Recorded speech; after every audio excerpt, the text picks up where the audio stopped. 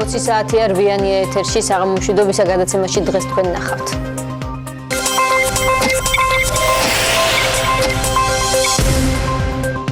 ევროკავშირი საფრანგეთის სამხედრო დახმარებას მხარს დაუჭერს.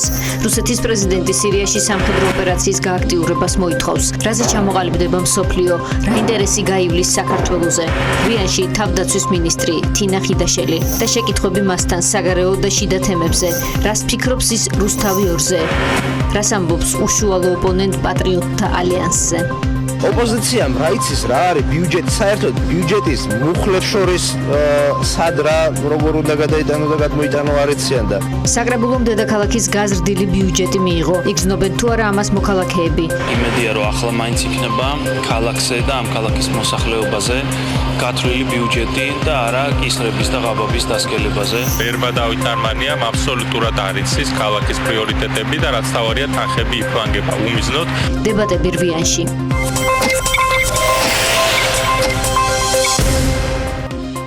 საფრანგეთის ხელისუფლებამ დღეს სამხედრო მხარდაჭერის თხოვნით ევროკავშირს მიმართა. ევროკავშირმაც თქვა, რომ დახმარება იქნება. საფრანგეთის პრემიერ-მინისტრი აცხადებს, რომ სპეცსამსახურებს ამ მომენტისთვის კონტროლზე 10,500 რადიკალი ჰყავს. საყვანილი მოხერხდება თუ არა ტერორისტული გეგმების პრევენცია. რა ფორმით გადაიკოთება დასავლეთისა და რუსეთის უსაფრთხოების ინტერესები. შეძლებს თუ არა საქართველოს მოცემულობის პრაგმატულად გამოყენებას და საკუთარი უსაფრთხოების დაცვას. ამ და კიდევ შიდა თემებზეც ვისაუბრებთ დღეს ჩვენ სტუმართან. თინა ხიდაშელთან, თავდაცვის მინისტრთან, საღამომშვიდობის ქალბატონ თინა, მადლობა რომ გვეწვიეთ გადაცემაში. საღამომშვიდობის მივესალმებით თქვენს მაყურებელს და ძალიან სასიამოვნო რომ კიდევ ერთი ეთერი აქვს ქართულ მაყურებელს იმისათვის რომ მოისმინოს დებატები და პოლიტიკური სიტყვა. მადლობა. ბოლო ინფორმაციით მინდა დავიწყოთ. ვრცელდება ცნობა რომ პრეზიდენტს სურს უშიშროების საბჭოს მოწვევა და გეგმიურადაც ეს ნოემბერში უწევდა. და აქვე არის ინფორმაცია რომ მინისტრების ნაწილი კვლავ არ აპირებს მისვლას უშიშროების საბჭოზე, მათ შორის თქვენი გვარით სახელდება. არა, ეს არის სიმართლე. მე დღეს დამისვეს ამაზე შეკითხვა, მედიამ ჩემგან გაიგო საერთოდ მე ვფიქრობ ეს ამბავი. დიახ, ჩვენ მივიღეთ დღეს გზავნილი უშიშროების საბჭოდან ასეთი სხდომის მოწვევის ინიციატივით და მე ბუნებრივია რომ ჩემი კალენდარი გავგზავნე.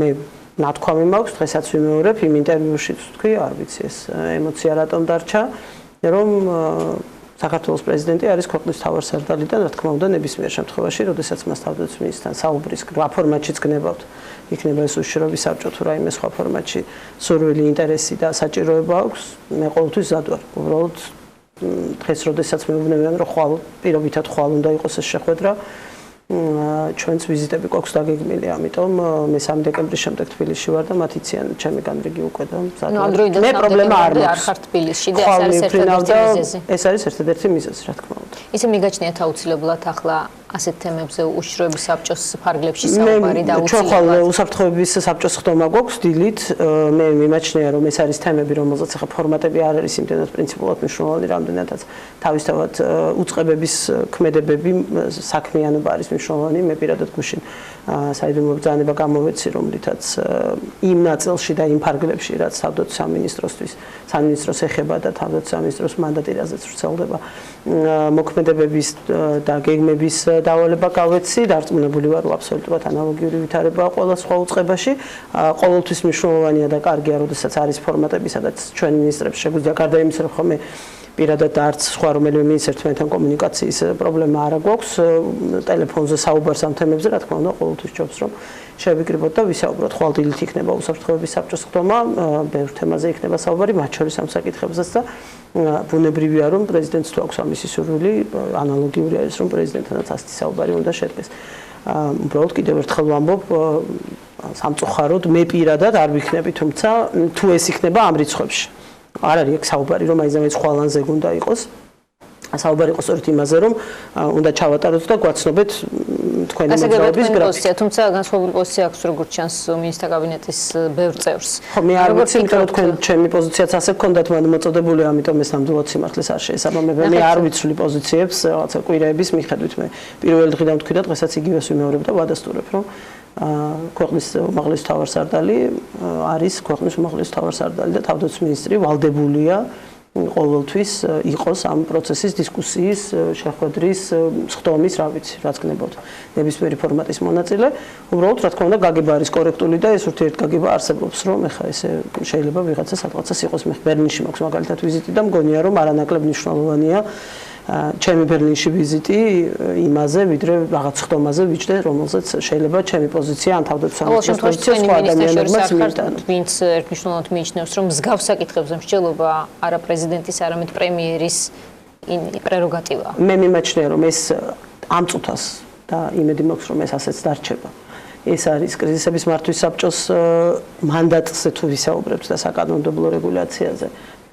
ფარგლებში განსახილველი საკითხი თუ კი რამე გადაწყვეტილებამდე უნდა მივიდეთ რეკომენდაციები უნდა გავცეთ ეს უნდა მოხდეს კრიზისების მართვის საბჭოს ფარგლებში მაგრამ კიდევ ერთხელ ვამბობ ეს არ გამორიცხავს დისკუსიას ინფორმაციის გაცვლას სხვა ფორმატებშიც და მათ შორის უშუალოდ საბჭოს ფორმატშიც თუ ვლაპარაკობთ გადაწყვეტილების მიღებაზე კიდევ ერთხელ ვამბობ დიდი იმედი მაქვს რომ ეს დარჩება იმ ფარგლებში რასაც ფარავს კრიზისების მართვის საბჭო და არ გადავალთ ჩვენ საომარი მოქმედების ან ისეთი ტიპის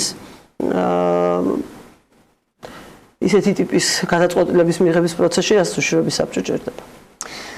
რაც შეეხება თვითონ საფრთხეებს, თქვენ თავდაცვის მინისტრი ბრძანდებით შესაძლოა ბევრი რამ ვერ თქვათ, ახლა ბრძანდეთ კიდეც რომ გუშინ გამოეცით ერთ-ერთი ბრძანება, რომელშინ არსას ბუნებრივად ჩვენ ვერც კი ვიკითხავთ, იმიტომ რომ ვიცით პასუხი არ იქნება. შემიძლია გითხრათ ოღონდ იმას მე რა მოყვება იმას ვერ გითხრათ, რიგში არის დავალება, ამიტომ ეს ასე გებია. თუმცა თქვენ როგორც თავდაცვის მინისტრი მიიჩნევთ თუ არა რომ საქართველოს ჭირდება ამ მომენტისთვის განსაკუთრებული უსაფრთხოების ზონების მიღება. განსაკუთრებული თუნდაც იმიტომ რომ გავრცელებული ინფორმაციით გურჯისტანის ვილაიეთი უკვე სახეზეა ISIS-ის მიერ შექმნილი და საქართველოდანაც ბევრი ადამიანია გასული თანამონაწილეთა ამ კამპანიას. შეიძლება სხვადასხვა ორგანიზაციებმა, ტერორისტულმა ორგანიზაციებმა, მათ შორის სხვადასხვა მოვლენებს, სხვადასხვა ცნებებს საკუთარი სახელები დაარქვან, ეს არ ნიშნავს რომ ეს აუცილებლად იმ ფუნქციის ან იმ საფრთხის მატარებელია, რაც სახელში იგულისხმება, ან სახელიდან გამომდინარეობს, ჩვენ არანაირი პანიკის საფუძველი არ გვაქვს, მე არ ვიცი კიდევ ერთხელ ვამბობ, ვინრას რას ეძახის და გურჯისტანის ვალაიეთისთვის როგორ არის გაგებული, მაგრამ ეს რომ დღეს საქართველოს არანაირი მსგავსი ტიპის საფრთხის წინაშე არ იმყოფება, ყოველ შემთხვევაში იმ ინფორმაციაზე დაყრდნობით, რომელიც ჩვენს შესაბამის სამსახურებს აქვს, ეს ფაქტია. მაგრამ ეს არ ნიშნავს, რომ არც არაფერი არ ხდება და ეხლა ნუ აი ესე ვზივართ ეთერში ვლაპარაკობთ და რაღაც სხვა ამბებით ვართ დაკავებული მხოლოდ. საერთოდ ჩვენ ისეთ რეგიონში ვცხოვრობთ, რომ ამ საფრთხეების ალბათობა ყოველთვის არსებობს, ამიტომ არის ზუსტად რომ განსაკუთრებული ყურადღება არის გადატანილი უსაფრთხოების სამსახურების საქმიანობაზე, განსაკუთრებული მასშტაბური კოოპერაციით თანამშრომლობა მიმდინარეობს ჩვენს პარტნიორებთან სწორედ დაზვერის გნებავთ, კონდაზვერის გნებავთ, ნებისმიერი სხვა მიმართულებით უსაფრთხოების ზომების გაძლიერების თვალსაზრისით SNGP-ის პაკეტშიც კი ან უელსში მიღებული ნატო საქართველოს პაკეტშიც კი არის გათვალისწინებული კომპონენტი, რომელიც ერთობლივ საქმიანობას სწავლებებს, ღონისძიებებს გულისხმობს თავდაცვის სამინისტროს უსაფრთხოების სამსახურსა და ნატოს შესაბამისი ქვეყნების შესაბამის სამსახურებს შორის. მიუხედავად იმისა, რომ კიდევ ერთხელ ეს არ არის პირდაპირ მნიშვნელობით თავდაცვის სამინისტროს ქვეშ მყოფი საქმიანობა, მაგრამ დიახ, სწორედ იმიტომ, რომ ამ რეგიონში ვარ, სწორედ იმიტომ, რომ საქართველოს დემოკრატიული ქვეყანაა და თავისუფალი სამყაროს წევრობის პრეტენზია აქვს, იმიტომ რომ ჩვენ პირველ დღიდანვე შევუერთდით ანტიტერორისტულ კოალიციას, იმიტომ რომ ჩვენ ბევრი წელი ანტიტერორისტულ ოპერაციაში ვმონაწილეობთ ავღანეთში, რა თქმა უნდა, ეს არავის მოდუნების საშუალებას არ გვაძლევს. მე ვერ ვიტყვი, რომ დღეს რაიმე განსაკუთრებული წითელი როგორც ვთქვი, ნატურები უნდა ავანთოთ და რაღაცა საფრთხის ამ ხარისხზე უნდა ავიდეთ, მაგრამ როდესაც ასეთი რამ ხდება პარტნიორ მეგობარ ქვეყანაში, ბუნებრივია რომ შენც საჭიროდ თვლი რომ უფრო მეტი პრევენცია იყოს, უფრო მეტად გაამკაცრო უსაფრთხოების ზომები, ვიდრე ეს ვთქვა გუშინ და გუშინ. თქვენ პარტნიორები ახსენეთ ამ პროცესში საქართველოს მარტო არ არის. არა, საქართველოს საერთოდ მარტო არ არის, არც ამ პროცესში და არც ჩვეულებრივ პროცესში, როდესაც ვთქვათ მსგავსი საზარელი ამბები არ ხდება ჩვენს პარტნიორ ქვეყნებში, ჩვენი ქვეყანა და ჩვენი შეერაღებული ძალები მე ხამ შემთხვევაში ბუნებრივია უფრო მეტად თავდაცვის სისტემაზე შემიძლია ვისაუბრო, მუდმივად თანამშრომლობის რეჟიმში იმყოფება და ეს თანამშრომლობა ხან იმით გამოიხატება დანახულად იმიტომ რომ გარდა იმისა, რაც კადრშია, უამრავი სხვა რამ ხდება კადრს მიღმა, მაგრამ დანახულად მუდმივად ეს ხან იმაში გამოიხატება, რომ საქართველოში არიან ჩვენი პარტნიორი ქვეყნის სამხედრო ძალების წარმომადგენლები და ჩვენ ერთობლივი წვრთნების რეჟიმში ვართ, ხან იმაში გამოიხატება, რომ პირიქით ჩვენები იმყოფებიან, მაგალითად გერმანიაში, სადაც ყველაზე უფრო ინტენსიური და ხანგრძლივი არის წვრთნები ჩვენი შეერაღებული ძალების წარმომადგენლებისთვის. ეს სხვადასხვა ფორმებს იღებს, სხვადასხვანაირად ხდება თქვენ კამერებში, სხვადასხვანაირად ხდება საინფორმაციო საშუალებებში, მაგრამ ამას გარდა არის უზარმაზარი სივრცე, რომელიც რა თქმა უნდა დახურულ კარს მიღმა არის ამ თანამშრომლობის. საქართველოს მარტო არ არის, საქართველოს ისევე როგორც საქართველოს არის სანდო, საიმედო, ადვილად გათვლადი, წინასწარ განჭრიტადი პარტნიორი, რომლის იმედიც აქვთ ჩვენს პარტნიორებს, ზუსტად ასევე ბუნებრივია, რომ ჩვენ ყოველთვის გვაქვს იმედი ჩვენი პარტნიორების. თვითონ ეს წითელი ნათურის ანთება, რაც თქვენ თქვით, მოვისმინე ბევრი ექსპერტის მოსაზრება, არაერთი ექსპერტის მოსაზრება, რომლებიც მიიჩნევენ, რომ აი ამ წითელი ნათურის ანთება დღეს რუსეთის ინტერესშია. იმისათვის, რომ კონტექსტი შეიქმნას ასეთი, რომ დღეს მოდით გადავდოთ საუბარი ოკუპაციაზე გვერდით და საერთო პრობლემას, ტერორიზმს მივხედოთ. შესაძლოა, რომ საქართველოს რაღაცა თვალსაზრისით აღმოჩნდეს აი ამ სეგმენტში რუსეთის პარტნიორთა შორის. ეს ჩვენ პრინციპში დღეს არ არის პირველი დღე, როდესაც ამაზე ვსაუბრობთ. ვიცი თუ გახსოვთ, მე მგონი თქვენს ეთერში გვისაუბრია ამის შესახებ სხვა ეთერებში. მანამდე რომ სწორედ ISIS-ის განმომავალი საფრთხიდან გამომდინარე, იმ პროცესიდან გამომდინარე, რომელიც მაგალითად ჩრდილოეთ კავკასიასთან მიმართებაში დაგეგმა, გაახმოვანა, ისაუბრა ამ ტერორისტული ორგანიზაციის წარმომადგენლებმა.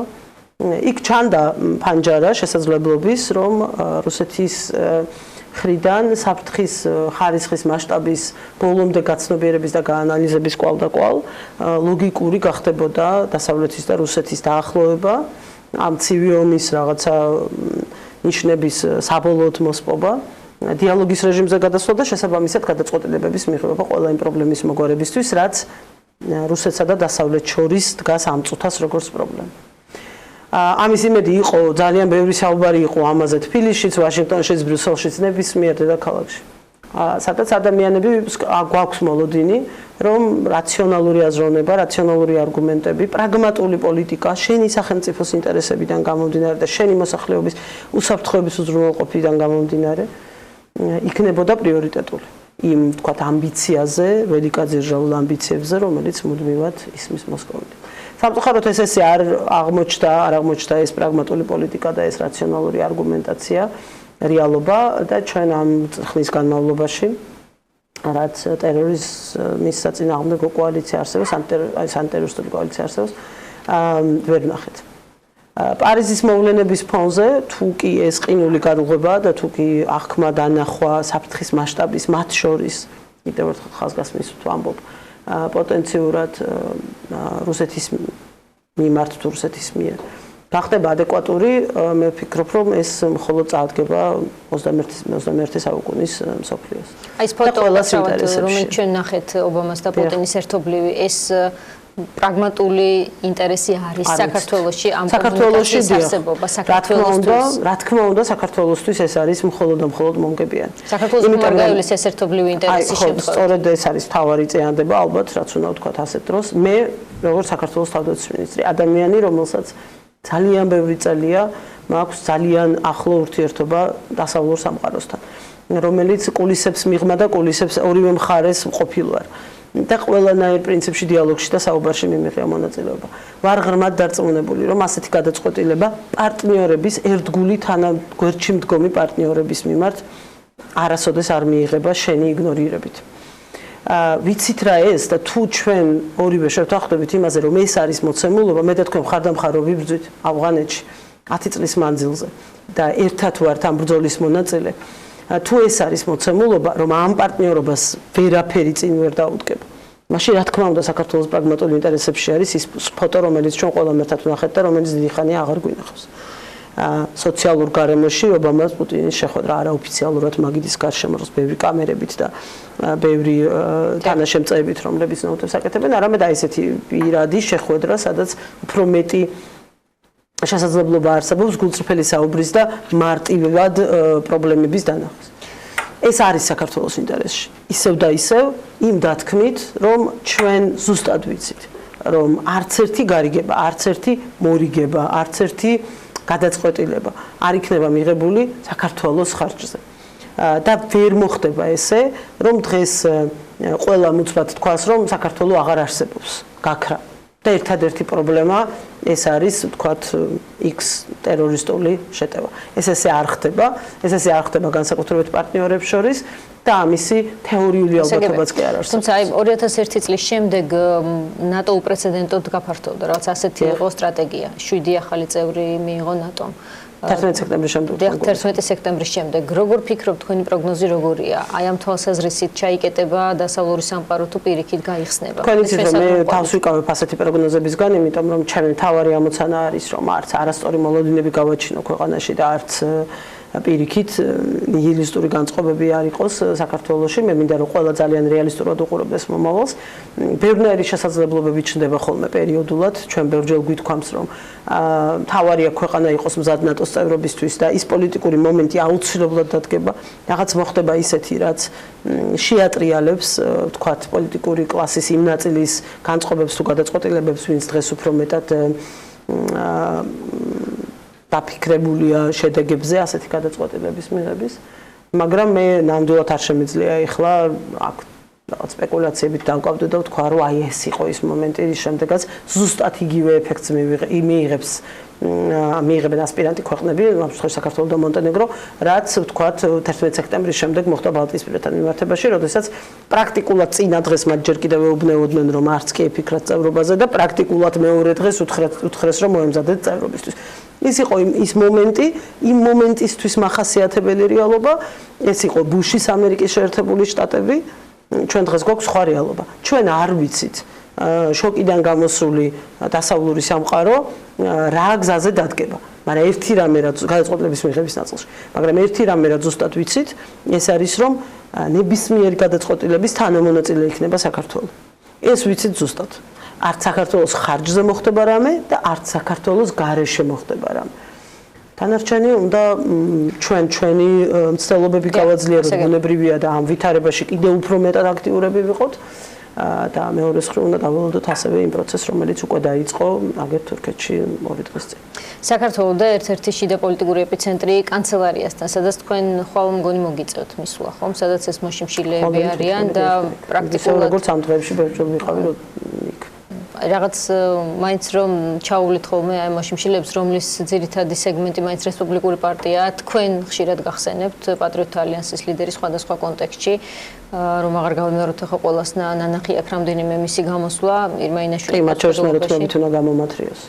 დიახ, აი თქვენ მაინც ხომ არ გექნება თუ ხერხულობა, არავითარი ხერხულობა თქვენ იყავით მსგავს პოზიციებში, ქუჩაში, როდესაც იბრძოდით კონკრეტული შიდა პოლიტიკური მოთხოვნა. არა, არასოდეს არ ყოფილა მსგავს პოზიციაში, მთელი ჩემი შეგნებული ცხოვრება პრაქტიკულად შემიძლია ვთქვა უდიდესი ნაწილი მისი ქუჩაში მაქვს გატარებული და არასოდეს საშიმშილოდ არ დამჯდარვარ და არასოდეს არ მომიწონები არავის აქციელი, ვინც საშიმშილოდ ჩდებოდა.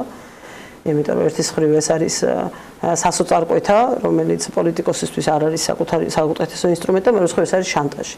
როდესაც საკუთარი სიცოცხლით ვიღაცას აშანტაჟებ. ამიტომ არასდროს სოლიდარული არ ყოფილვარ ესეთი ადამიანების მიმართ. მე ეს არასოდეს მიკეთებია და არც დღეს არ მგონია რომ ეს არის პოლიტიკური ბრძოლის ფორმა. ეს ჩვეულებრივი შანტაჟი პოლიტიკური კლასის. რაც არის აბსოლუტურად მიუღებელი ფორმა პოლიტიკური ბრძოლის.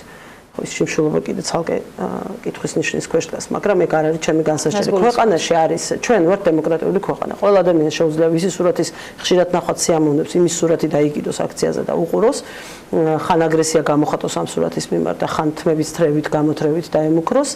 ამაში მე მგონი ყველაფერი ნათელია. ეს ადამიანები, როდესაც ასე მეტყველებენ, ასეთი დამოკიდებულება აქვთ საკუთარი ქვეყნის მიმართ, ამ შემთხვევაში საქართველოში არ არის არც თინა ხიდაშელი, არც გიგო აგულაშვილი, არც რესპუბლიკური პარტია, მათი ბედი ნათელია, მათი ამბავი ნათელია, მათი არჩევანი ნათელია, მათი სიბნელის ხარისხი ნათელია.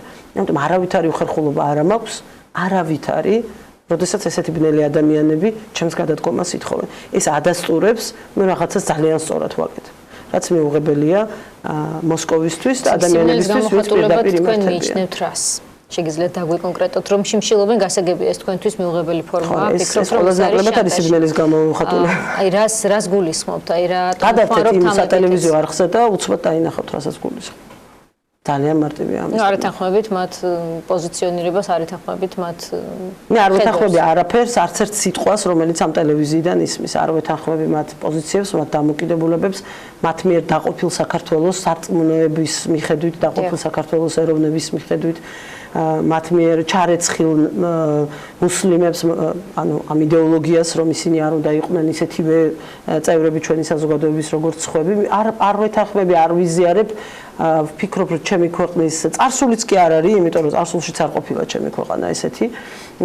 საქართველოს ყოველთვის პროგრესზე ორიენტირებული ქვეყანა იყო, თუმცა კიდევ ერთხელ ვამბობ, მათი არსებობა არის ყველაზე ნათელი დადასტურება და ის რომ მათ არავინ არ დევნის დღეს განსხვავებით წინა წლებისგან და არავინ პრობლემებს არ უქმნის, არის დასტური იმისი რა მასშტაბის და რა ხარისხის დემოკრატიაა დღეს საქართველოში. გავდამთინე, თუმცა აი თქვენ როდესაც გასაგებია რომ არ ეთანხმებით მათ ბევრ რამეში, თითქმის არაფერში, უფრო სწორად ფაქტია რომ მათ ყავთ ამორჩეველი და პროცენტულად ის დაახლოებით იმ კვადრატში ოპერირებს, რაშიც თქვათ წინა პერიოდში თქვენი პარტია ოპერირებდა. აი ამაზე რა სიტყვით, მათ ამორჩეველს რა შეგიძლიათ უთხრათ?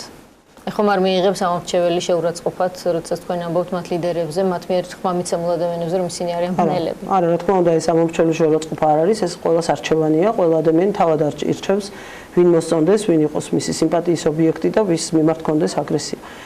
სანამ ეს აგრესია რჩება მათ სამზარეულოებში და ქუჩაში რაღაცა ქვის როლით არ გამოიხატება. ამიტომ მე არავითარი პრობლემა არანაირ ამორჩეველთან არ მაქვს. დღეს ჩვენ ვცხოვრობთ სამყაროში, სადაც მარი ლე პენი ერთ-ერთი ყველაზე უფრო პოპულარული პოლიტიკოსია საფრანგეთში. ამიტომ გასაგებია, ექსტრემიზმი გარკვეული დოზით პოპულარული ხდება დღევანდელ ევროპაში. საქართველოს სწორედ ამ ევროპის ნაწილია. ასეთი ამბები ჩვენს დაგვემართება ხოლმე ხანდახან, მაგრამ ეს ძალიან ნორმალურია. ჩემი ამოცანა არ არის მის ამორჩეველს რამე დაუმტკიცო მათ შესახებ. ჩემი ამოცანა არის მის ამორჩეველს ჩვენ შესახებ დაუმტკიცო, ჩვენი გზის ისტორია დაუმტკიცო და დავანახოთ, რომ საქართველოს ბედი, მომავალი, პროგრესი ჩვენს ქვეყანაში წარმატება არის იმ დასავლურ არჩევანში, თანასწორობაში, ყველას თანასწორობაში ქვეყანაში, ყველა მოქალაქის მიმართ ერთგვაროვან, სამართლიან, თანასწორ დამოკიდებულებაში, რასაც ის პოლიტიკური ძალა მისდევს, მიყვება სისტემურად, რომელსაც მე წარმოვადგენ, გნებავთ პარტიულად და გნებავთ კოალიციურად. აი 40%-ზე მეტი რომ აიღო ამ კონკრეტულ, თქვათ, რაიონში ამ პარტია, ხო, ამ კონკრეტულმა კანდიდატმა, უბრალოდ ვისო განს პატრიოტთა ალიანსია. თქვენ ფიქრობთ, რომ შეძლებთ ერთი წლის განმავლობაში, ვიდრე მოვა საპარლამენტო არჩევნები, მათ ამორჩეველს აუხსნათ ის, რასაც ახლა ჩვენ არა, ჩვენ შევძლებთ, კი, მე ვფიქრობ, რომ მათი ამორჩეველის მნიშვნელოვან ნაწილსაც გავაგებინებთ ამას, მაგრამ უფრო მეტი და უფრო მნიშვნელოვანი მთავარი გაკვეთილი, რომელიც მე პირადად ამ არჩევნებიდან ვისწავლე, არ არის ის, რამდენი ადამიანია მისცახმა. მთავარი გაკვეთილი არის ის, რამდენი ადამიანი არ მოვიდა არჩევნებს, რომლებიც იყვნენ ჩვენი ამორჩევლები. ჩვენ იმათან გვაქვს პირველ რიგში კომუნიკაცია გასაძლიერებელი, უფრო მეტი სიცხადე შესატანი, ყველაფერი იმაში, რასაც საქართველოს ხელისუფლება დღეს აკეთებს, იმიტომ რომ როგორც წესი პესიმიზმის, ნიჰილიზმის ნებისმიერი ასეთი კატეგორიის სიტყვა შეგვიძლია ახლა გამოვიყენოთ, თავარი მკვებავი არის გაუცხოება ხელისუფლებასთან იმ ენთუზიასტი ადამიანების, რომლებიც გუშინ მზად იყვნენ, რომ ამ ცვლილებისთვის თავიც კი გაეწერათ.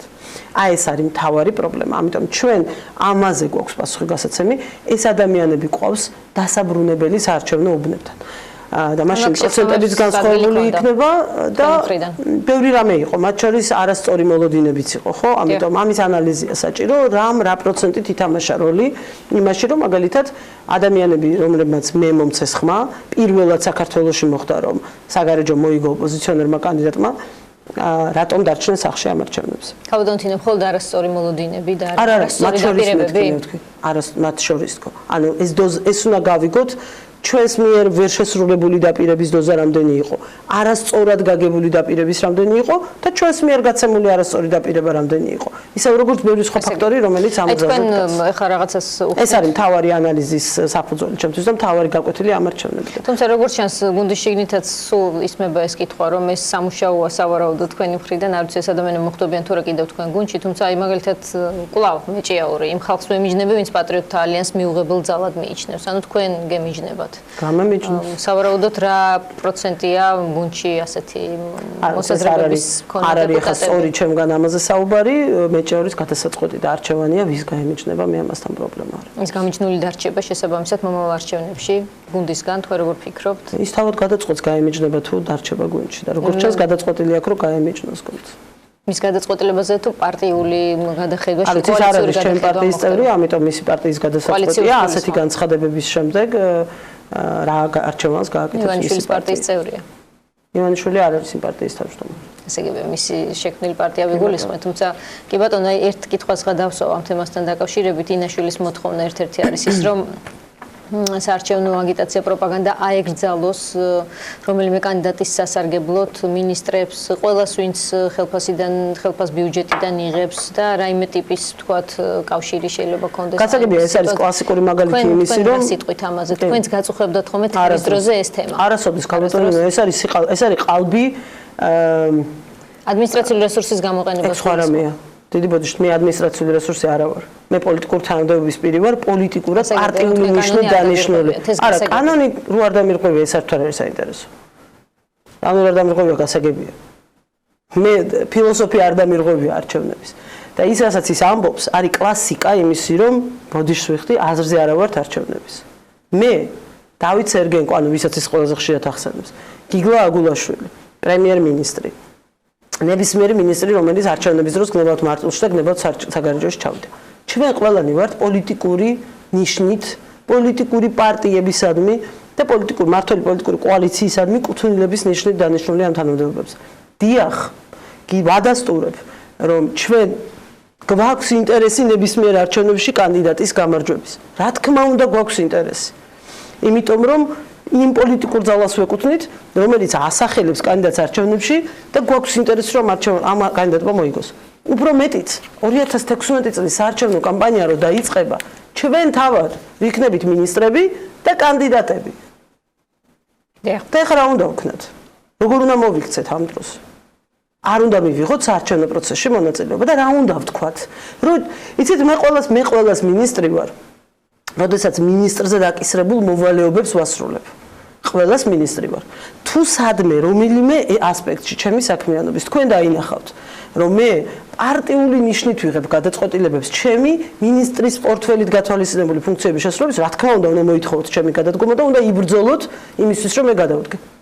მაგრამ, როდესაც არჩევნო კამპანია მიმდინარეობს, მე თუ არ დაუჭერ მხარს ჩემი კოალიციის კანდიდატს არჩევნებზე, ეს ნიშნავს, რომ ფუნდამენტური პრობლემა აქვს ასეთ კოალიციას და ფუნდამენტურად რაღაცა ვერ არის წესრიგში ამ კოალიციაში. არასოდეს ჩემი პოლიტიკური ცხოვრების ან მანამდე არასამთავრობოული ცხოვრების პერიოდში მე არ მithქვამს მინისტრების შესახებ არც ერთი სიტყვა გარდა იმ 2 წლისა, როდესაც კანონით ჰქონდათ მინისტრებს ეს აკრძალული. როდესაც კანონით ჰქონდათ სულელურად არასწორად, მაგრამ კანონში ეწერა რომ ეკრძალებოდათ, რა თქმა უნდა, ჩვენ ვამბობდით, რომ ისინი კანონს არ ღვევდნენ. მაგრამ ზუსტად ამიტომ შეიცვალა ის კანონიც და მათ შორის ჩვენი მოთხოვნაც იყო იმ კანონის შეცვლა, რომ ეს აბსურდია. რას ნიშნავს პოლიტიკური თანამდებობის პირს, რომ არ კონდეს უფლება არჩევნებში მოწვევის? აბა ვინა ვარ მე? ვის წარმოვადგენ? ვის ნდობას ვიღებ პარლამენტში? ან ვის იმედად ვარ ხვალ რომ მივალ პარლამენტში? რომ ჩემს შეთავაზებულ წინადადებებს ბიუჯეტის გაზდას მოვითხოვ თუ სამხედრო პირადი შემადგენლობის რაოდენობის გაზდას თუ შემცირებას თუ კონტინგენტის გაგზავნას რომელიმე სამშვიდობო ოპერაციაში ვისთან მივდივარ პარლამენტში იმ ადამიანებთან რომლებიც არჩევნების დროსაც ვთქვი რომ უი არა იცით რა ეხა მე თქვენ მხარს ვერ დაგიჭერთ აბსურდი ეს ნიშნავს რომ აზრზე არა ვართ საერთოდ რაზე ვლაპარაკობთ და მე ხამ ცირკში მონაწილეობას ვერ მივიღებ ბოდიშს ვიხდი როგორც არ უნდა დამაშანტაჟოს იმ ადამიანმა საკუთარი ჯანმრთელობით და ქალბატონ თინა მიუხედავად იმისა რომ თქვენ თქვით არც საარჩევნო ფილოსოფია დაგირღვევიათ არც ადმინისტრაციული რესურსი ბრძანდებით თქვენ თუმცა ხართ საკმაოდ ძიმეწონიანი პოლიტიკური რესურსი და არა ადმინისტრაციული რესურსი. კი ბატონო, თქვენ საკმაოდ ძიმეწონიანი რესურსი ხართ საკუთარი კოალიციის, ამაზეა საუბარი, ხომ? მაინც ხომ არ ნანობთ დღეს რა კი შედეგი დადგა იქ მისვლას. რა თქმა უნდა არ ვნანობ, არც ერთი წამით არ ვნანობ, ჯერ ეს ერთი, იმიტომ რომ ის ჩემი ოლქი იყო. ანუ კიდე ყველაფერთან ერთად ჩემ შემთხვევაში. ეს ჩემი ოლქი იყო, ოლქი, რომელმაც მე დამიჭირა მხარი ომში. 2012 წლის 1 ოქტომბრის არჩევნები ეს იყო ომი, ჩვეულებრივი ომი იყო იარაღის გარეშე. ვალდებული ვიყავი, არა თუ ვნანობ რომ მივედი. ნანობ იმას რომ ბევრი ვიზიტი მომიწია და იმდენჯერ ვერ მივედი, რამდენჯერაც იმსახურებდა ის ადამიანები, ვინც მე ხმა მომცა გუშინ, რომ მივსულიყავი და თავად მეთქვა, რომ ყველაფერი ისთვისაც მე მიჭერდით მხარს, დღეს აი ამ ადამიანში არის გამოხატული. ამას უფრო მეტად ვნანობ, იმიტომ რომ სამწუხაროდ არსებობს თუ საბედნიეროდ სხვა ვალდებულებები, რომელიც მე შემთხვევაში. გამოსავალი ამ სიტუაციაში ის არის სწორედ რაც არის. ეს არის პოლიტიკური პროცესი, რომელიც მონაწილეც არის ყველა პოლიტიკური ფიგურა, იმის მიუხედავად, ვინც სად რომელ იმაზე რა ქვია, ბორდიულზე ისტერიკას მოაწყობს ხვალ. ეს არის პოლიტიკური პროცესი და დედამიწაზე ყველა დემოკრატიულ ქვეყანაში პოლიტიკური თანამდებობის პირები საარჩევნო კამპანიის სუბიექტები არიან და საარჩევნო კამპანიაში მონაწილეობენ. დღეს ასე გადაწყვიტა ქართულმა მომრჩეველმა, რომ ეს პოლიტიკური ძიმეწონიანი თუ მსუბუქწონიანი ამას მნიშვნელობა არ აქვს, მაგრამ ეს ადამიანები უნდა იყვნენ ქვეყნის მართვაში. ჩვენი ინტერესია, იმიტომ რომ გონია რომ ყველაზე სწორი პოლიტიკა დღეს სწორედ ქართულ ოცნებას აქვს, კიდევ დარჩვეთ ამ ქვეყნის ხელისუფლებაში 16 წლის შემდეგ 4 წლის განმავლობაში. ქართულმა მომრჩეველმა კიდევ ერთხელ გამოგვიცხადოს უნდობა და თქვას რომ ეს არის სწორი გზა, რომლითაც გვინდა რომ ჩვენი ქვეყანა განვითარდეს. და რა თქმა უნდა, საარჩევნო კამპანია როგორც კი გაიხსნება, ჩვენ ყველანი ისედაც ვიქნებით ამ პროცესის თანამონაწილე. როდესაც ქართული ხალხი სხვაგვარად გადაწყვეტს და სხვა მინისტრები იქნებიან საქართველოში. აი სხვა მინისტრები მე იმ სხვა პოლიტიკური ძალის მხარდასაჭერად მიიღებენ მონაწილეობას საარჩევნო პროცესში. ერთადერთი რაც არ უნდა დაუშვათ, არავინ ერთად. ეს არის დიახ, სწორედ ადმინისტრაციული რესურსის არასწორი გამოყენება. ან პარტიული ნიშნით გამოყენება. და ადმინისტრაციული რესურსის პარტიული ნიშნით გამოყენება იქნებოდა იმ შემთხვევაში, თუ კი, არ ვიცი, მაგალითად, ჩემი სამინისტროს მანქანები საარჩევნო უბნებზე ირბენდნენ, ან სოფლებში ირბენდნენ იმის დროს, რა ქვია, საარჩევნო კამპანიის დროს და ხალხს მოუწოდებდნენ არჩევნებზე გამოსასვლელად და ესეთი მაგალითები ხა მილიონი შემიძლია გითხრათ, სად არის და რა ითვლება ადმინისტრაციული რესურსის გამოყენებად. სხვათა შორის, ჩვენს კანდიდატს არც ერთი დღე და არც ერთი წამი არც მის მხარდამჭერ მინისტრებს ან პოლიტიკური თანამდებობის პირებს, დეპუტატებს თუ მინისტრებს არც ერთი წამით ციმციმებიანი სახელმწიფო ნომრებიანი მანქანებით იქ არ ურბენიათ. განსხვავებით იმ კანდიდატისგან, რომელიც ახლა ჩემი თმებით გამოთრევას გეგმავს თავდაცვის სამინისტროდან. რომელიც დადიოდა სახელმწიფო ნომრებიანი მანქანით, ციმციმებით და რატომ დადიოდა, იცით? დაყოლოდა ვინ შეგვიძლია განვარტოთ უფრო მეტი? ბატონო? უფრო დეტალურად. თვითონ დადიოდა ასეთი მანქანით და დაყოლოდა დაცვის მანქანა მეორე. საკუთარი დაცვის მანქანა. კი, საკუთარი დაცვის მანქანა. თქვენ რომ დაცვის სამსახურებს პირიქით თქვენი ხელისუფლების რომელიღაც შეტოეხმარებოდა? ასეთი დაბეჭდილება დამრჩა თითქოს. საკუთარი მანქანით, რომელსაც სახელმწიფო ნომრები აქვს, იმიტომ რომ ის რაღაცა დაცვის პროგრამაშია. ცნობილი ამბების გამო. და იცით რატო აკეთებდა ამას? მას არაფერში არ ჭირდებოდა ხა საგარეჯოში სოფელ კაკაბეთში რომ მიდიხარ, არაფერში არ ჭირდება ციმციმებიანი მანქანით სიარული. მაგრამ ეს მისთვის იყო აი იმ აურის შექმნა, რომლის შექმნასაც ცდილობდა მთელი საარჩევნო კამპანიის განმავლობაში, რომ სინამდვილეში ის იყო სახელმწიფო კანდიდატი. მას უჭერდა მხარს დღევანდელი პრემიერიც და ყოფილი პრემიერიც. აი ბატონო ნიშანი ამის. აი ეს იყო მისი პრობლემა, მისი მთავარი შეცდომა, ასევე მისი მთავარი დღევანდელი ისტერიის მიზეზიც. ნუ მოკლედ ჩემთვის გასაგებია ხელისუფლება თუ კი თქვენ ამ თემაზე საუბრობთ ხელისუფლებაში შეგნით არაპირებს ამ პოლიტიკურ ძალასთან რაიმე ტიპის დათმობა წასვლას მიუხედავად ჩიმშილობის აქციისა. მაგალითად ისინი თხოვენ სპეცუბნების თემაზე საუბრის დაწყებას, იგივე ამაზე ჩვენ შეგვიძლია ვისაუბროთ. სპეცუბნების თემა არის ჩემთვის პირადად ზუსტად ისეთივე პრინციპული დღეს, როგორც იყო გუშინ, ოღონდ ეს ძალიან სერიოზული თემაა. ამას ქუჩაში წამოწოლილი ადამიანები ვერ გადაწყვეტენ იმითი, რომ დაგაშანდაჟონ. ამას ჭირდება ძალიან სერიოზული დაფიქრება და გადაწყვეტილებების მიღება, პოლიტიკური კონსენსუსი. რას ნიშნავს, რომ არ უნდა გქონდეს ჯარისკაც ხმის უფლება? ეს რას ნიშნავს საერთოდ? რა ლოგიკაა, რა ტიპის დისკუსიაა და როგორ შეიძლება ამაზე რომ ვილაპარაკოთ? ტყუილია. იცით რამდენი ტყუილია ამ დისკუსიაში? ტყუილია ის, რომ სპეცუბანში არ შეიძლება ჯარისკაცმა სამხედრო მოსამსახურემ მისცეს ხმა, იმიტომ რომ თურმე ის ცხოვრობს ზესტაფონში მაგალითად. და ამიტომ საგარეჯოში მაჟორიტარს რატომ უნდა ირჩევდეს. ეს ადამიანი მინიმუმ 4 წლიანი კონტრაქტით იმყოფება იქ, სადაც იმყოფება. გუშინ ხმა მისცეს მაგალითად სამხედრო მოსამსახურეებმა ზოგმა თამარხიდაშელს და ზოგმა ქალბატონს რომ 1 წლით, იმიტომ რომ ეს იყო მოგეხსენებათ გამოტოვებული მანდატი და მხოლოდ 1 წელი იქნებიან ესენი დეპუტატები. იქნებოდა ერთ-ერთი მათგანი დეპუტატი. მაშინ როდესაც კიდევ შემდეგი 3 წელი იქნებიან ის სამხედრო მოსამსახურეები იქ და შესაბამისად 2016-ში რომ არჩევნები იქნება, მაშინაც ეს ადამიანები, იგივე ადამიანები იქნებიან იქ დისლოცირებული. ეხლა კითხვა არის ძალიან მარტივი. რა უფრო სწორია? რომ ამ ადამიანმა ხმა მისცეს იქ, სადაც შემდეგი 4 წელი უნდა იცხოვროს, სადაც არის ბაზირებული, სადაც არის მისი ინტერესები დასაცავი, იმ მაჟორიტარს თუ ხმა მისცეს თავისი წარმოშობის ადგილის მიხედვით მაჟორიტარს, სადაც შემდეგი 4 წლის განმავლობაში შეიძლება სულ 3 შაბათ-კვირა გაათენოს. მარტივი კითხვაა, ხო? გადაწყვეტილება ერთად უნდა მივიღოთ ყველა პოლიტიკურმა ძალამ. იმიტომ რომ ეს არ არის კიდევ ერთხელ ვამბობ, ქუჩაში დავდგები ახლა ვიღაცას დავაშანტაჟებ და ისტერიაში ჩავდებ. ამ თემას ძალიან დიდი ხანია დაწყებულია. ოღონდ ამ ფორმით არა. ამ თემაზე კონცეფციებია დაწერილი. ჩვენ პირადად უამრავი შეთავაზება გვაქვს თავის დროზე, როცა ოპოზიციაში ვიყავით გაკეთებული ამ მიმართულებით. მაგრამ ეს კონსენსუსი არ არის და ამ კონსენსუსს ჭირდება შედგომა. და ეს თემა ბევრ წახნაგიანია და შეგვიძლია ნებისმიერ ასპექტზე ვისაუბროთ ამ თემის. ოღონდ კიდევ ერთხელ ვამბობ, ეს არ არის ფორმატი და ეს არ არის შეთავაზება, რომელშიც სერიოზული დისკუსია შეიძლება საერთოდ ვინმე რამეზე ვინმესთან აწარმოოს. და კიდევ ერთი თემა, რომელთან დაკავშირებითაც მინდა კითხოთ ამ სტუდიაში ბოლო 3 კვირა ერჩევა ერთადერთი საკითხი მედიის თემა, რუსთავიორის თემა. ბევრი მომხრე რუსთავიორის, ვინც ამ პროცესში აღამებდა და ათენებდა ამ ტელეკომპანიასთან, მიიჩნევს, რომ აი ამ ბოლო გადაწყვეტილებით, რაც კვლავ მოსამართლე ურთმელიძეს ეკუთვნის, სახელმწიფო ხელისუფლებამ წააგო რუსთავიორთან. თქვენ როგორ აღიქვამთ აი ამ კონტექსტს? რა გადაწყვეტილება მიიღო ურთმელიძემ? როდესაც მდვალი გავიდა ზოგადად ამ თამაშიდან მთლიანად თუ გაიყვანა და როდესაც დაბრუნდა და აღადგინა ადგილზე ძველი მენეჯმენტი, იგივე ნიკა გვარამი. ხო, და ეს ხელისუფლებამ წააგო რას ნიშნავს? ანუ გუშინ წინ ურთმელიძე მონა იყო ხელისუფლების, რომელიც ყველაფერს აკეთებდა და უცებ მერე ამ არტახებისგან განთავისუფლდა და ეს გადაწყვეტილება მიიღო და ამითი ხელისუფლება არა, მათი კონტექსტი ასეთია. მათი ხელისუფლება მიხვდა საკუთარ დანაშაულს და შეცდომას და მერე მონა ურთმელიძეს სხვა მონური გადაწყვეტილება მიაღებინა, იმიტომ რომ გვარამია გამოსულიყო და ეთქვა რომ ხელისუფლება დამამარცხეთ. არ შემიძლია ხა ამ დისკუსიაში ვერ შევყვები ბატონ გვარამიას.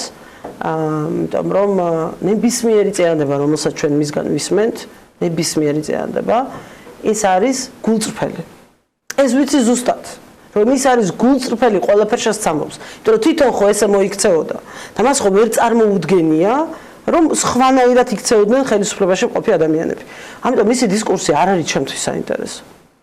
მე ვიცი ერთადერთი რამე, რომ ის არის აბსოლუტურად გულწრფელი და ლაპარაკობს იმ თვალებიდან, იმ რწმენიდან, შინაგანი რწმენიდან, იმ მოსაზრებებიდან, რომლითაც ის თავად იმოქმედებდა, როცა იყო ხელისუფლებაში და იმოქმედებდა დღესაც რომ ყოფილიყო ხელისუფლებაში. გასაგებია ეს ერთ კონკრეტულ ადამიანზე საუბარი, მაგრამ ჩვენ არც პატრონის ხმა გვესმის იქიდან და არც ვინმე სხვისი. პატრონებმაც თქვეს ხო იმის მერე რაც დახევარმა და დამიწამი კითხა რომ ამ ტელევიზიას მინიშნებები სულ კეთდება აი ამ ხმაურის ფონზე თქვენი საერთაშორისო პარტნიორების მხრიდანაც და აი ამიტომ მაინც გასაგებია მესმის ჩვენ საერთაშორისო პარტნიორები ერთგული საქართველოს ერთგული პარტნიორები ყავს რომელთანაც ჩვენ ურთიერთობას ვაგრძელებთ და გვაქვს ფანტასტიკური ურთიერთობები სხვა მხრივ ვისაც დღესაც ჯერათ რომ ვანო მერაბიშვილი არის პოლიტპატიმარი შეიძლება და ეს აბსოლუტურად არაფერს არ ნიშნავს პირადად ჩემთვის ადამიანისთვის, რომელიც ბევრი წლის განმავლობაში ერთადერთი რამით ვიყავი დაკავებული, რომ როგორც იურის დამემტკიცებინა დანაშაულზე, რომელსაც ეს კაცი ჩადიოდა.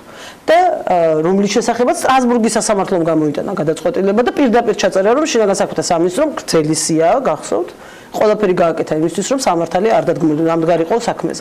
ამიტომ ახლა გავიგე, გასაგებია მესმის ვიღებ გავატარეთ. იმიტომ რომ საქართველოს აქვს გაცილებით უფრო მაღალი ხარისხის საფრთხეები, უფრო მაღალი ხარისხის გამოწვევები, უფრო მეტი ინტერესები, ვიდრე ის, რომ ჩვენ მუდმივად ამ დისკუსიაში ვხარჯოთ დრო ჩვენს პარტნიორებთან, საქართველოს გულშემატკივრებთან, არის თუ არა ვანო მერაბიშვილი პოლიტპატიმარი, ან არის თუ არა რუსთავიორი მოპარული ქონება. ამ დისკუსიაში აღარ შევდივართ არავისთან. გავიარეთ, გაკეთეთ და განცხადება. გავიარეთ. თქვენი ექსპერტიზა თუ წაიკითხეთ ეს განჩინებები. არა, არ წამიკითხავს. ბოლო არ წამიკითხავს. გაგჩენიათ კითხვის ნიშნები. ბოლო არ წამიკითხავს, არ ვიცი. ბოლოს წინ ბოლოს წინ წავიკითხე. და მე გამართულია. მთავარი პრობლემა რომ დიახ, მე შემიძლია სრული პასუხისმგებლობით როგორც იურისტმა ვთქვა რომ მოსამართლე ურთმენძენ ისევე როგორც საკონსტიტუციო სასამართლოს კანონი არც ერთს არ დაურღვევია. ამასობაში, ანუ რაც წერია იმ განჩინებაში, იქ არაფერი პრობლემური კანონისთვის არ არის. ამასობაში ორივემ დაარღვია სხვა რამე, რაც არანაკლებ მნიშვნელოვანია და ყველა ვინც ამბობს მე არ ვამბობ. ყველა ვინც ამბობს რომ მოსამართლე ურთმელიძე არის ზონდერი, სულ მაქვს მოლოდინი რომ იმავდროულად იტყვის რომ საკონსტიტუციო სასამართლოს ის შემადგენლობაც არის ზონდერი. იმიტომ რომ ზუსტად ერთი და იგივე გააკეთა ორივე და უფრო უარესი გააკეთა საკონსტიტუციო სასამართლომ, რომელმაც პარლამენტს როგორც მხარე საერთოდ არც კი გააგებინა ისე გამოიტანა ის ცნობილი გადაწყვეტილება. ამიტომ თუ გვაქვს პრეტენზია, ეს უკვე იმ ნაწილს ეხება საზოგადოების, რომელიც აი შოკში ჩავარდა მოსამართლე ზონდერი მოსამართლე ურთმელიძის გადაწყვეტილებით, რომ მოგისმინო, შენი ლეგიტიმურობა დავიჯერო, გამოყვე და ხვალ ბარიკადებზე რომ დამიძახებ საომრად, შენთან ერთად დავდგე იმ ომში. მაშინ უნდა შემიქნა იმის განცდა, რომ უდნავ მაინც გაქვს სამართლიანობის გრძნობა და ერთხელ მაინც შენ ცხოვრებაში შეგიძლია ბოლომდე თქვა სიმართლე. მე აქ მარტივი ტესტი ჩავატარე ამ ბოლო კვირების განმავლობაში. ისევ წინა თემას რომ დაუბრუნდეთ, იმიტომ რომ ეს უკეთესად ვიცი. რამდენი რამე მოვისმინეთ სამხედროებზე, ჯარზე როგორც ასეთზე, სამხედრო ხელმძღვანელობაზე, თავდაცვის მინისტრზე, საქართველოს მთავრობაზე, რომ ჩვენ თურმე მოვიპარეთ ჯარისკაცების ხმები, იმით რომ მივეცით უფლება ადამიანებს, რომლებიც არ უნდა ყოფილიყვნენ იქ, არ იყვნენ იქ, სპეცუბანი შევქმნით ტყუილად, ხელოვნურად არარსებული მონაცემებით, არარსებული მოცემულობით და აი მე მოკლედ ეს ხმები გამოვიყენეთ. ეს გვესმოდა სულ. სხვა ამბებს რომ თავი დავანებოთ. არც ერთი სულ ველოდებოდი, იმიტომ რომ მეც ვიყავი იმ როლში. უფრო დიდი ხანი ჩემი ცხოვრების იმ როლში ვიყავი, ვიდრე ამ როლში, რა როლშიც ახლა ვარ. ერთ შემთხვევას ვერ გამახსენებთ. ერთ შემთხვევას ვერც ერთი არასამთავრობო ორგანიზაცია ვერ გამახსენებს, რომ შემშინებოდა, რომ ვაიმე ახლა არ დამაბრალონ რამე. იცით თავარი პრობლემა რა არის? ვერც ერთმა ვერ გაბედა. ვერც ერთმა იმ სამი მთავარი სადამკვირვებლო ორგანიზაციიდან, რომელიც ქართულ ორგანიზაციებს გულისხმობ, რომლებიც აკვირვებიან და ჩვენს რომ ცალსახად და ერთმნიშვნელოვნად ეთქვა, რომ სპეცუბანი შეიქმნა კანონის სრული დაცვით, რომ იქ სამხედროები უკვე 2 წელია იმყოფებიან და არაფერი კავშირი ამას არჩევნებთან, ხიდაშელთან, გამონთავისუფლებულ მანდატთან არ აქვს. ეს რომ ვერ თქვა. იმიტომ რომ ეშინიათ. ეს კომპლექსი აქვს, რომ ვაიმე, ვინმე არ დააბრალოს, რომ ხელისუფლებას მხარს უჭერეს. საიას მათ შორის და განსაკუთრებით იმიტომ რომ თინა ხიდაშელს ეხებოდა. საიასაც მათ შორის აქვს კომპლექსი, რომ მას არ დააბრალონ, რომ აი თინა ხიდაშელის და თამარიც თავად საიას თავმჯდომარე იყო მანამდე, თავმჯდომარეობის ანუ ამ ორგანიზაციასთან ძველი კავშირის გამო ისინი არიან მიკერძობილი და ეს არის მთავარი პრობლემა, იმიტომ რომ ხვალ მე მეწოდინება და ეს სულ მემახსოვრება, რომ შენ ეს ვერ გაბედე. ამიტომ მე რაც უნდა თქვა, ეს არის იცით აი ეს პოზა, რომ ნუ ეხლა რაც თქვი ხო სიმართლე იყო, კი, რაც დაწერეს იმაში დასკვნებში, ყველაფერს ხელს ვაწერ. იქ რამე არაფერი არ დაუწერიათ, რომ ან გააყალბდა ან რამე იმ ისტერიკიდან რაც გვესმის, მაგრამ სადაც ყველაზე კრიტიკული საკითხი იყო, სადაც საქმე ეხებოდა ქართული ჯარის პრესტიჟს, აქ არჩევნებში არ იყო საქმე. აქ საქმე იმაში იყო, რომ ჩვენ ჯარი ან გამოვიყენეთ ისევ პოლიტიკური მიზნებისთვის, ან არა. მედგაცრუებული ხართ სამ. კი, ძალიან მედგაცრუებული ვარ, იმიტომ რომ ამას ნამდვილად არ ველოდებოდი. მე მქონდა მოლოდინი, რომ ერთ-ერთ მათგანს მაინც ეყოფოდა გამბედაობა და ღიად იტყოდა ნათლად ინტერპრეტაციის გარეშე, შესაძლებლობის გარეშე, რომ ეს ტყუილი იყო. და ეს ჩვენ ვერ მოვისმინეთ და ამიტომ ზუსტად იგივე ჭირთ რუსთავიერთან დაკავშირებით. ძალიან მარტივია, კარგია, კომფორტულია, პოპულარულია, იდგე და იძახო, რომ სიტყვის თავისუფლების მხარეს ხარ. ჩემზე მეტად სიტყვის თავისუფლების მხარეს არავინ არ არის საქართველოში. ან თანაბრად ვართ მე და თქვენ სიტყვის თავისუფლების მხარეს. იმიტომ რომ გრძელი რეკორდი მაქვს, გრძელი ისტორია მაქვს ამ სიტყვის თავისუფლებისთვის, განსაკუთრებით რუსთავი ორისთვის ბრძოლის. არაფერ შუაში სიტყვის თავისუფლება არ არის. და ხალბატონ თინა ბოლო შეკითხვა. თქვენ ხელმძღვანელობდით კომისიას პარლამენტში. აი ზუსტად მაგიტომ ვიცი რომ არაფერ შუაში არ არის სიტყვის თავისუფლება. პროცესი სწორად მიდის აქედან გამომდინარე. თქვენ იცნობთ ამ საკუთრების თემას. არ მიდის სწორად, იმიტომ რომ ჩემ ხელში რომ ყოფილიყო ბერკეტი, გარდა ჩემ მე დასკვნაში ყველაფერი დავწერე. რა იქნებოდა სწორი პროცესი. იქ ყველაფერი წერია. წერია რა, რომ შეგვახსენოთ მე აქ მაქვს თქვენი დასკვნა. კი, იქ ყველაფერი წერია, იქ მთელი პროცესი წერია, იქ წერია როგორ მოიპარეს რუსთავი 2 ერთხელ როგორ მოიპარეს, მეორედ როგორ მოიპარეს, მესამედ როგორ მოიპარეს ტევ საქართველოს, შემდეგ იმავე რუსთავი 2-ის ახალმა მესაკუთრებმა როგორ მოიპარეს, მეორედ ტევ საქართველოს, იქ ყველაფერი წერია, თავდაცვის მინისტრების ცვლის პარალელურად როგორ იცვლებოდა ვითარებები და შესაბამისად მეორე ნაწილიც როგორ უწყობდა ხელისუფლება უკვე დამონებულ და აღარ არსებულ რუსთავი 2-ს, ანუ ქართული ხალხის ფლაგმან რუსთავი 2-ს ხელს იმ გადასახადების პატიებით მრავალმილიონიანი კონტრაქტებით ასე. დვალი აქიმიძე. ჩემთვის დვალი და აქიმიძე არიან რუსთავი 2-ის ლეგიტიმური პატრონები. სანამ რამე სხვა ქაღალდი არ მინახავს, მე ამაში ვერავინ ვერ გადამარწმუნებს. მაგრამ ეს ჩემი საქმე არ არის, ეს დვალის და აქიმიძის საქმეა. დიახ, მე ვიზიარებ იმ კრიტიკასაც, რომელიც ამბობს, რომ რატო თავის დროზე არ იბრძოლეს. ვეთანხმები ამ კრიტიკას. იმიტომ რომ მიუხედავად იმისა, რომ ვიცი რატოც ვერ იბრძოლეს და რატოც აზრი არ ქონდა სინამდვილეში იბრძოლოს, არ ვიზიარებ. მაინც უნდა იბრძოლო, როდესაც ასეთი ტელევიზიას, ასეთ ქვეყნისთვის მნიშვნელოვან ამბავს გართმევენ. მაინც უნდა იბრძოლო. მაგრამ ეხლა მე ვერ მოთხოვ ყველას, რომ იყავი გმირი და გავარდი ბრძოლის ველზე. ხო, ეს არ არის ჩემი საქმე. ამიტომ მე ვფიქრობ, რომ არ ვფიქრობ, რომ პროცესი სწორად წავიდა, ამ კონკრეტულ სასამართლო პროცესს არ გულისხმობ მე. აქ დიდი არჩევანი არც მოსამართლეს ჰქონდა და არც არავის. თქვენ რომ ყოფილიყავით მოსამართლე რას იზავდით? სერიოზულად ვეტყვი, სუმინდა ამ ადამიანებთან დავუჯდა ერთხელ და ვკითხო, რომ აი შენ რო ყოფილიყავი მოსამართლე რას იზავდით? კი, ღამე გადაწყვეტილებას ჩუმად და ქურდულად ნამდვილად არ მივიღებდი. ღამე არ მიუღია, მე გაიყვა, დღის მიიღო, მაგრამ რა მნიშვნელობა აქვს მაინც ჩუმად მიიღო. რა თქმა უნდა არ მივიღებდი. რა თქმა უნდა არც იმას არ ვიტყოდი, რომ დედა ჩემი ოჯახის წევრი არ არის მეთქი, მაგრამ ეს ხო არ ცვლის არს. ფორმას მნიშვნელობა აქვს, უდავოდ. მაგრამ შინაარსი ამით ხო არ იცვლება. და როგორც კი იწყება გამოკიდება ფორმაზე, ეს ნიშნავს, რომ შინაარსთან პრობლემა გვაქვს. ეს ნიშნავს, რომ იმათაც ვისაც დღეს ტანსაცმელი აქვს შემოხეული, შინაარსთან პრობლემა აქვს. და ამიტომ ეკიდებიან აი ამ ამბებს. ფორმას ეკიდებ. კიდევ ერთხელ არ ვაყენებ ეჭქვას ფორმის მნიშვნელობას, ძალიან მნიშვნელოვანია, იმიტომ რომ ფორმა ქმნის ემოციას, განცდას, განწყობას, ის გიყალიბებს უდავოდ. მაგრამ შინაარს არ ცვლის ეს. რომ რუსთავი 2 მოიპარეს. ეს არის მრავალჯერ მოიპარეს. და იმ ადამიანებმა მოიპარეს, ვინც დღეს ტან შემოხეულებით განან რუსთავი 2-ის წინ. ზუსტად იმ ადამიანებმა მოიპარეს თავის დროზე. იმ ადამიანების ნებით, იმ ადამიანების ბრძანებით ზოგჯერ, იმ ადამიანების მხარდაჭერით, იმ ადამიანების მხრიდან უმოქმედობით, ანუ ვისაც უნდა გამოეძიებინა, რო არ გამოეძია და ასე შემდეგ, დიახ, ამ ადამიანებმა მოიპარეს. და ნიკა გვარამიანი თავის ცნობილ პირდაპირ ეთერში არასოდეს არ დამავიწყდება მე ეს, იმიტომ რომ ეს არის ყველაზე მთავარი განმასხვავებელი ჩვენ შორის. წიხლებით, დუბინკებით, გაზით, რო გცემდნენ ქუჩაში. მაშინაც კი, იმ ღამესაც კი არ მithქვამს. არც მე და არც ჩემს მეგობრებს. რომ ევროკავშირო ნატო დაივიწყე საქართველოს. მან იკადრა და ეს თქვა. მან თქვა იმ ეთერში რა ვიზა ლიბერალიზირებული საქართველოს. ეს არის ფრაზა, რომელსაც მას არასოდეს არ მოპატია. იმიტომ რომ ეს არის საკუთარი ქვეყნის მომავლის წინააღმდეგ ბრძოლა. ეს არაფრის დაცვა არ არის. არც სიტყვის თავისუფლების დაცვა არ არის და არც რაიმე კეთილშობილური ბიზნის დაცვა არ არის. ეს არის საკუთარი ქვეყნის წინააღმდეგ ბრძოლა, როდესაც ასეთ რამე სიტყვი აი იმ ტრაგიკომედიაში, რომელიც მან იმ ღამეს დაგვიდგა და იქ ისხდა ის ხალხი, რომელიც მას ტაშს უკრავდა და არავის ამაზე ყურადღება არ გამომახვილებდა და მის შენიშვნა არ მიუწია. ამიტომ ეს რაღაცები მნიშვნელოვანია, თუ ფორმებს ვეკიდებით, თუ ყველა დეტალი გვაინტერესებს.